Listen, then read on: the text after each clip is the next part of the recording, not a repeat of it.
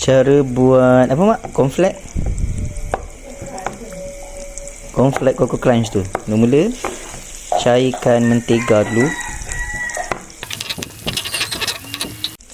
Si susu Gold Coin. Si susu ni sikit je. Susu ni tambah air kan? Dah, mak susu je tapi ni dah. Si sesudu je. Susu yang pekat je. Okay, masukkan madu. Madu tualang ke? Ini madu ini madu. Aslinya ni. Ambil kan?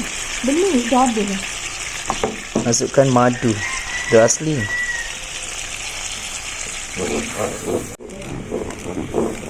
Okey, kodek. Lepas tu api tu jangan kuat sangat. Takut dia hangit. Itulah. Okey, masukkan gula perang. Masukkan gula perang. Gula merah. Oh, yang bulat tu pun boleh kan? Betul. Ni tadi satu sudu je. Untuk satu cornflake. Sikit dulu. Garam sikit je. Jangan banyak. Yang ni buat untuk sukatan 275 gram punya cornflake. Okey, jom kita masukkan.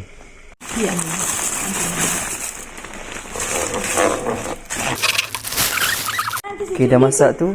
Angkat ni. Tuang kat sini. Lepas tu kita godeh. Godeh kat dalam apa? Besin. Supaya dia sebab tu. Sebab nanti kalau lama-lama dia jadi keras kan? Panas-panas tu godeh je.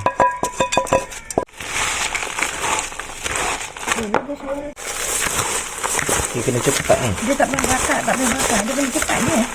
Dah masak tadi, tuang dalam besin. Terus gaul. Kena cepat kan? Oh, ni tak payah bakar kan? Ayah gini.